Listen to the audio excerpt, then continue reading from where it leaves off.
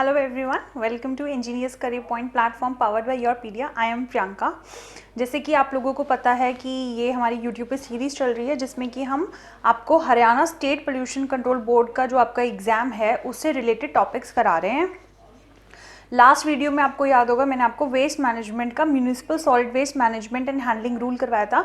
आज की वीडियो में एक और टॉपिक लेके आई हूँ एंड इसी के लिए आपके इसी एग्जाम के लिए असिस्टेंट एनवायरनमेंट इंजीनियर के लिए इंजीनियर करियर पॉइंट ने एक डेडिकेटेड मॉड्यूल लॉन्च किया हुआ है जिसमें हम सारी तैयारी कर रहे हैं, सारी क्लासेस लगा रहे हैं। इसमें प्रीलिम्स, मेंस, इंटरव्यू तीनों की प्रिपरेशन हम कर रहे हैं, राइट। सो जैसे आपको पता है कि काफ़ी वास्ट आपका सिलेबस है जो आपको Haryana state pollution control board ने दिया है, जिसमें से कि एक टॉपिक है आपका वेस्ट मैनेजमेंट का। सो वेस्ट मैनेजमेंट का लास्ट की वीडियो में हमने देखा था municipal solid waste management and handling rule. आज की वीडियो में हम देखेंगे recycle plastic usage rules. This one, recycle plastic usage rule. So किसी भी रूल्स के आने से पहले हमें पता होना चाहिए कि उसकी क्या नीड थी। अब जैसे आपको पता है कि आजकल प्लास्टिक्स का इतना यूज़ हो रहा है तो उसको प्रॉपरली उसके अनसाइंटिफिक डिस्पोजल की वजह से क्या प्रॉब्लम्स हो रही हैं कि कितना सारा प्लास्टिक वेस्ट एक्यूमुलेट हो रहा है, तो उसके लिए हमें उसको प्रॉपर मैनेज करने की ज़रूरत है। As you can see 400 years time it takes for a plastic bottle to decompose. एक प्लास्टिक बॉटल को डीकम्पोज होने के लिए 400 साल लगते हैं।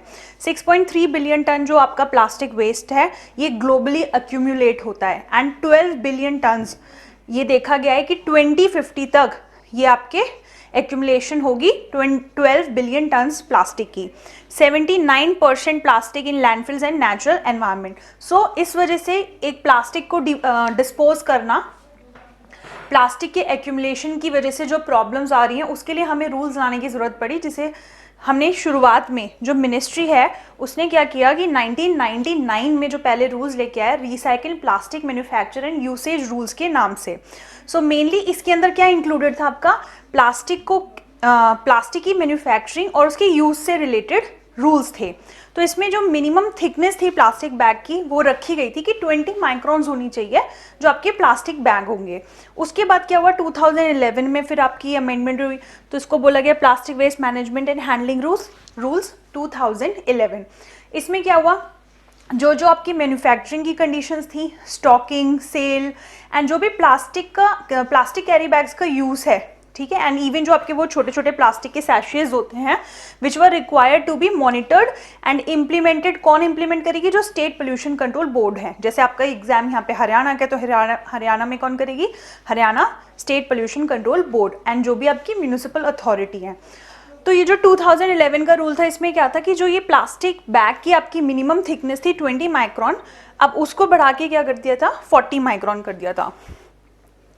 ये क्यों रखा गया था? To facilitate collection and recycling. अब क्या हुआ, अब इन रूल्स के बाद भी देखा गया कि भाई इतना इफेक्टिव नहीं रहा, तो जब नहीं रहता तो हमें कुछ अमेंडमेंट्स करने की ज़रूरत पड़ती है। तो उसके बाद हमने फिर अमेंडमेंट्स करी। अगर आपको एक ये टाइमलाइन शो करूँ कि देखो कितने अमेंडमेंट्स हुए, तो सबसे पहले आपका ये recycle plastic usage rule 98, then 99, then बहुत सारे अमेंडमेंट हो गया। अब आपका जो है रिसेंट 2022 का है।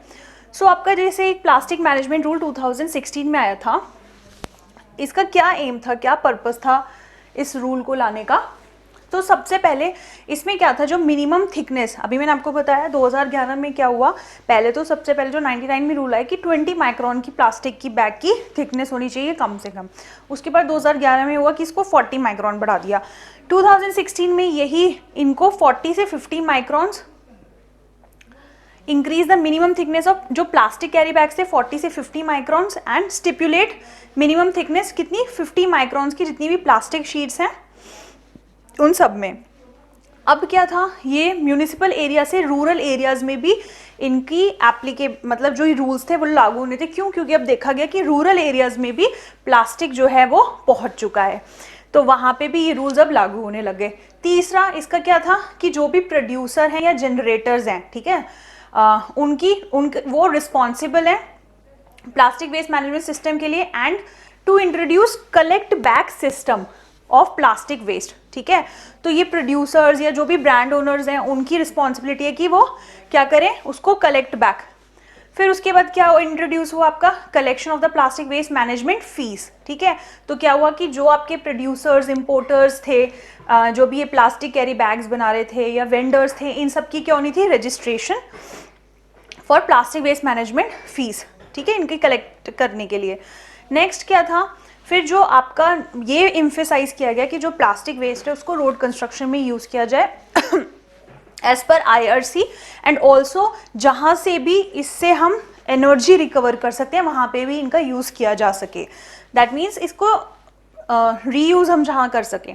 तो ये जो रूल्स आए थे 2016 के कि इसमें क्या क्या मेन पॉइंट्स जिन पे ध्यान रखा गया था, उनका क्या मकसद था, उनके क्या क्या एक्सपेक्टेड आउटकम्स थे। तो जब से सबसे पहले जैसे आपको पता है कि 40 से 50 माइक्रॉन्स उसकी थिकनेस बढ़ाती थी, तो उससे क्या हुआ कि कॉस्ट इंक्रीज हुई about 20%, but tendency to provide free carry bag will come down. Obviously जब महंगी कोई चीज़ होगी तो आप उसको फ्री में तो बांट नहीं सकते हो। तो क्या हुआ, 40 से 50 माइक्रॉन उसका साइज बढ़ा, जिसकी वजह से उसकी कॉस्ट बाय 20% इंक्रीज होगी। तो अब जो पहले क्या होता था ना, इतने लोग बोलते थे कि भैया एक और बैग दे दो, मेरे को ये कैरी करना है, एक और बैग, तो लोग फ्री में दे देते थे। पर अब क्या हुआ कि कॉस्ट इंक्रीज हो गई, तो ये जो टेंडेंसी थी, जो लोग फ्री में दे दिया करते थे प्लास्टिक के बैग्स, वो अब नहीं दिए जाएंगे।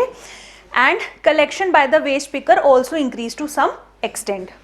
सेकेंड, इसका एम जो आपको बताया कि जो इम्पोर्टर्स, प्रोड्यूसर्स, ब्रांड ओनर्स थे, जिन्होंने जिनके भी वो कैरी बैग्स या सैशेज हैं, ठीक है, उनको within 6 months from the date of publication need to establish a system.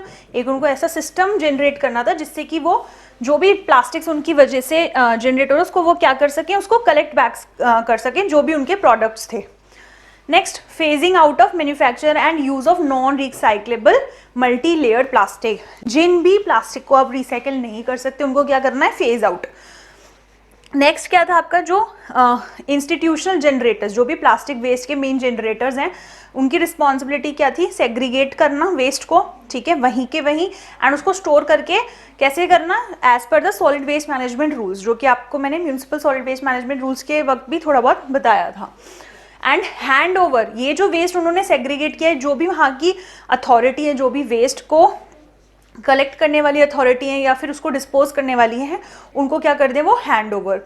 Next, आपकी जो भी लोकल बॉडीज़ हैं जो कि रिस्पॉन्सिबल हैं कि भाई कैसे वेस्ट मैनेजमेंट सिस्टम का कोऑर्डिनेशन होना है, उसका ऑपरेशन कैसे होना है, उसको बनाया गया कि जो वहाँ की लोकल बॉडीज़ हैं वो ही रिस्पॉन्सिबल रहेंगी इस चीज़ के लिए। नेक्स्ट, जो आपके स्ट्रीट वेंडर्स थे या आपके जो भी रिटेलर्स हैं, दे शैल नॉट सेल या provide commodity to consumer in carry bags या मल्टी लेयर्ड पैकेजिंग जिसमें भी मैन्युफैक्चरिंग या लेबलिंग नहीं है। दैट मीन्स उनको वही बैग्स प्रोवाइड करने हैं जिसपे कुछ ना कुछ लेबलिंग है, विदाउट लेबलिंग वो उसको नहीं प्रोवाइड करेंगे। नेक्स्ट, जो भी स्ट्रीट वेंडर हैं या शॉपकीपर्स हैं जिन्होंने भी प्लास्टिक कैरी बैग्स को प्रोवाइड करना है, shall register with the local body, उनको रजिस्ट्रेशन कराना पड़ेगा अब। एंड जो रीयूज़ का ऑप्शन है, जैसे कि अभी बताया कि आपको रोड कंस्ट्रक्शन में यूज़ कर सकते हो, वेस्ट से ऑयल जनरेट कर सकते हो, एंड एनर्जी वेस्ट, मतलब बेसिकली क्या होगा, इससे प्लास्टिक की रिसाइकलिंग होगी, हमारे पास इतना वेस्ट नहीं एक्यूमुलेट होगा, हम उसी प्लास्टिक को क्या कर सकते हैं, रिसाइकिल कर सकते हैं। एंड नेक्स्ट आपका जो था, ये मेन एम था कि जो रिस्पॉन्सिबिलिटी थी टू प्रोवाइड द लैंड, ठीक है, जैसे जो भी वहाँ का जो भी रिस्पॉन्सिबिलिटी उसे रखनी है कि वेस्ट मैनेजमेंट की फैसिलिटी भी वही प्रोवाइड करेंगे, has been made to the department with the business allocation of land allotment in state government. इससे क्या होगा, so it will eliminate the issue of getting land for waste management facility. उसके बाद आप क्या है, 2018 के रूल्स, फिर से कुछ अमेंडमेंट्स हमको करने की ज़रूरत पड़ी। तो इसमें क्या क्या अमेंडमेंट्स, ये एक तो ये आया था आपका 27 मार्च 2018 में। तो इस अमेंडमेंट के दौरान जो भी मल्टी लेयर्ड प्लास्टिक थे, ठीक है, जिनको हमें क्या कर देना था, फेज आउट।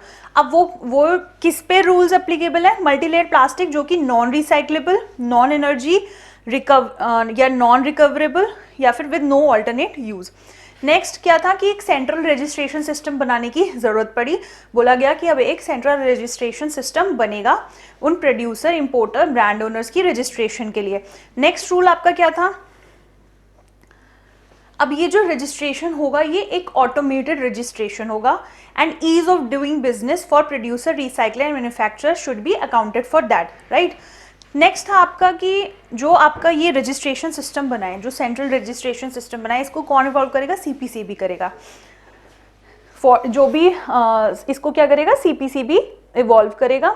एंड देन जो रूल 15 था प्लास्टिक वेस्ट रूल्स 2018 का, उसको क्या कर दिया? उसको निकाल दिया कि explicit pricing for carry bags, ये वाला जो आपका रूल था इट हैज़ बीन ओमिटेड।